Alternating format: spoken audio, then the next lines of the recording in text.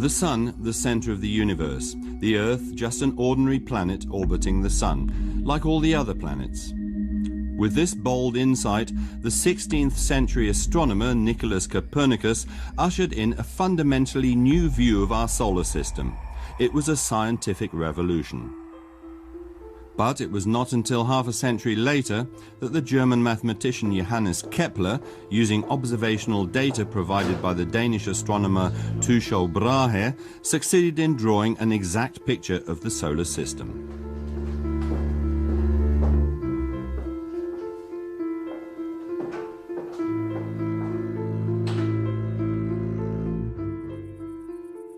Since time immemorial, man has taken an interest in the heavenly bodies and sought to understand the rules by which they moved. It was soon noticed that most stars seemed not to move relative to each other. These were known as fixed stars. Where they formed conspicuous patterns in the sky, they were grouped together in constellations. Mythological significance was attached to these groupings. In the course of a night, the stars revolve in a circle around the pole star, or at least they seem to. For today we know that it is really the Earth that moves. Greek philosophers regarded the circle as the perfect form, and at the center of this circle they were sure was the Earth immobile. But it was also noticed that some stars did move relative to the others. These were called planets, after the Greek word for wanderers. Curiously, sometimes some of these planets seem to be moving backwards. Mars, for example, when observed from Earth, moves slowly from west to east for months, then seems to come to a halt and move east to west for a few weeks before continuing in its original direction. In order to keep Mars conceptually on a circular orbit, which they regarded as ideal, Greek astronomers hit on the idea that these planets might move on circles within circles, known to mathematicians as epicycles. In around 100 AD, the astronomer Claudius Ptolemy, who lived in Alexandria in Egypt, summarized the work of the Greek astronomers before him into a system that was to hold sway for more than 1,000 years. In this Ptolemaic system, the Earth is at the center of everything. All the celestial bodies revolve around it. Ptolemy assumed a total of 70 circular movements, all going on at the same time independently of each other. This system allowed him to predict the positions of the planets with reasonable accuracy. During the Middle Ages, the Arabs brought back to Europe the knowledge which they had inherited from the Greeks. From then on, the Ptolemaic system determined the worldview of the Catholic Church.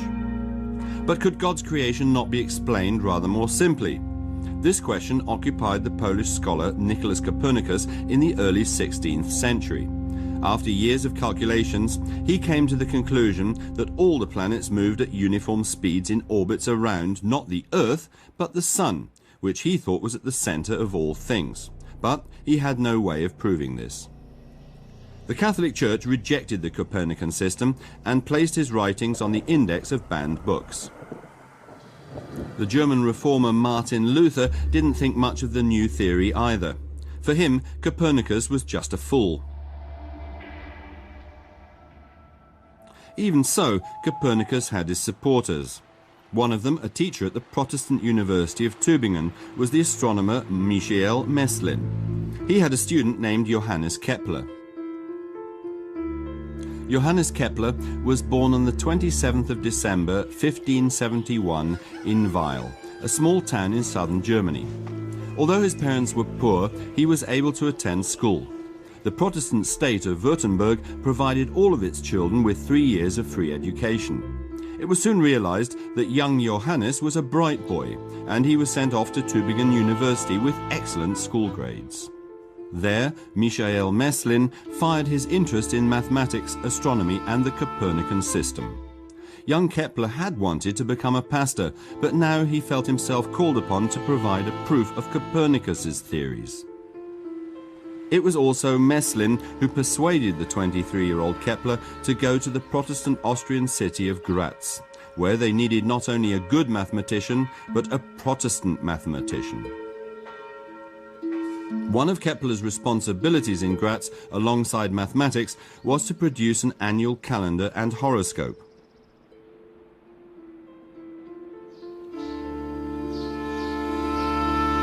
But Kepler was not interested in putting the exploration of the heavens to such banal use as making earthly predictions. In 1596, he published his Mysterium Cosmographicum, The Secret of the Universe, in which he defended the Copernican system, but still he had no proof.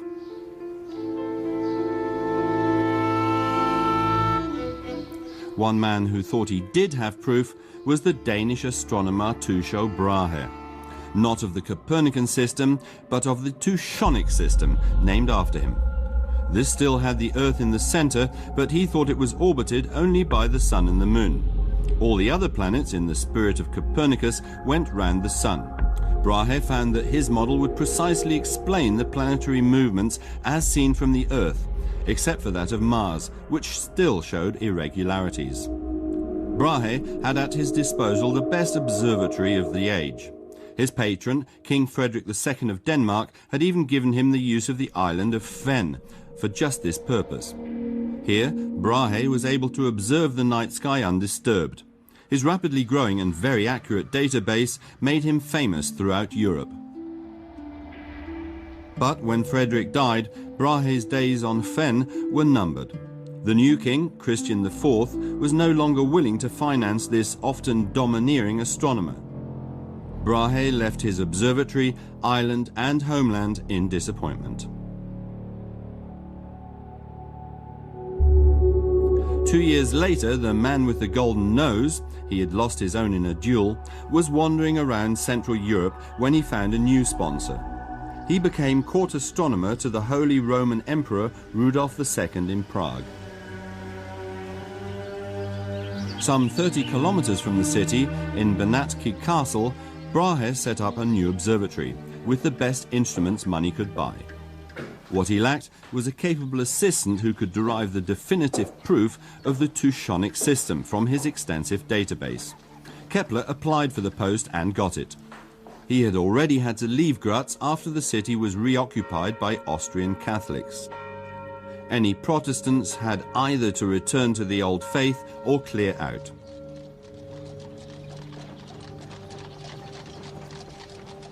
In the summer of 1600, Kepler arrived in Benátky Castle and took up his employment with Brahe. Relations between the two men were tense from the outset. Brahe regarded Kepler as a mere assistant, someone to whom he could delegate mathematical tasks. A human computer, in other words. Kepler, though, was a sensitive man, and Brahe's domineering manner irritated him. Quite apart from that, he thought the Tychonic system was plain wrong, but he kept his mouth shut on that score. He had come to Prague to make use of Brahe's observational data, the best in existence, and he wanted to keep his job. Then, just a year after his arrival, things suddenly changed with the unexpected death of Tycho Brahe. On his deathbed, Tycho had implored his assistant to fight for the final recognition of the Tychonic system, but Kepler was unable and unwilling to keep this promise. Now, as Brahe's successor at the court of Emperor Rudolf II, he found himself in possession of papers which would finally ditch any view of the universe, including the Tychonic, which placed the Earth at the center. Kepler looked particularly hard at Mars, whose orbit Brahe had measured. He sought to understand the planet's path in Copernican terms. After 4 years of hard work, he realized this wasn't possible. There was only one conclusion. Something in Copernicus's theory was wrong. As a result, Kepler came to formulate his first law, which dispensed with a 2,000-year-old tradition. The planetary orbits were not circles, but ellipses, with the Sun at one focus. Kepler also slaughtered another sacred cow, namely the idea that the planets moved at constant speeds. In reality, they moved faster when nearer the Sun than when further away. In his second law, he showed, again using Brahe's data, that an imaginary line between a planet and the Sun sweeps out equal areas in equal times. Kepler published both laws in his work Astronomia Nova, or New Astronomy, in which he developed a concept of planetary movement that had nothing to do with the ideas of the Church. Planets, he thought, were no longer moved by angels, but by a force emanating from the sun. But what this force was, he couldn't say.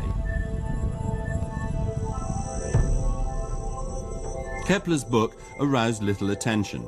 Even the famous Italian astronomer Galileo Galilei kept his silence. Kepler was very much a loner with his ideas, but he worked on tirelessly. Then in 1618 everything changed. A bitter internal conflict between Protestants and Catholics in Bohemia quickly escalated into the 30 Years' War. A year later, Kepler published his Harmonices Mundi, or Harmony of the World, whose title summarizes its content. He detected a harmony in the universe. In it, he added a third law to his other two. This third law was perhaps the most remarkable. It describes a characteristic constant which can be calculated from the orbital period of a planet and the semi-major axis of its elliptical orbit. Kepler's third law is valid for all heavenly bodies orbiting a common central body. The Moon shares the same constant, for example, with artificial satellites in Earth orbit. The same is true, with a different constant, of all the planets, asteroids and comets orbiting the Sun.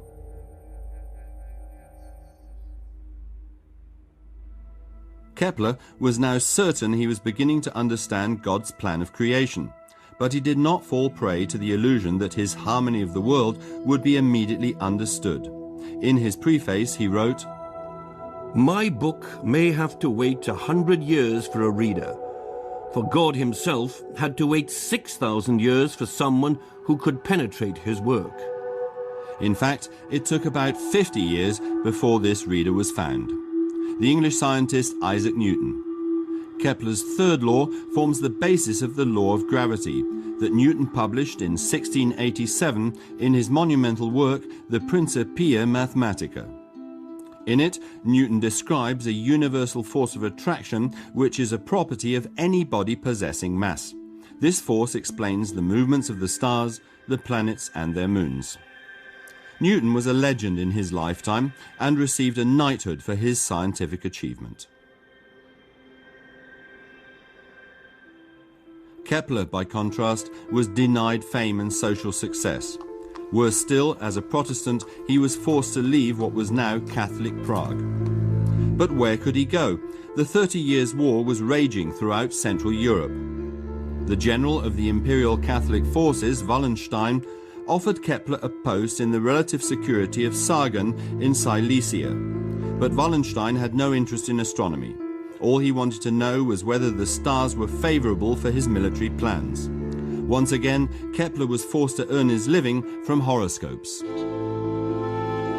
But Wallenstein didn't even pay on time, so Kepler got into serious difficulties. He went to Regensburg in the hope of calling in some old debts of his own. There he fell ill and died on the 15th of November 1630. He was buried in the Protestant cemetery outside the city. 3 years later, the site was laid waste in the confusion of the war. Kepler's work made the Copernican worldview unassailable.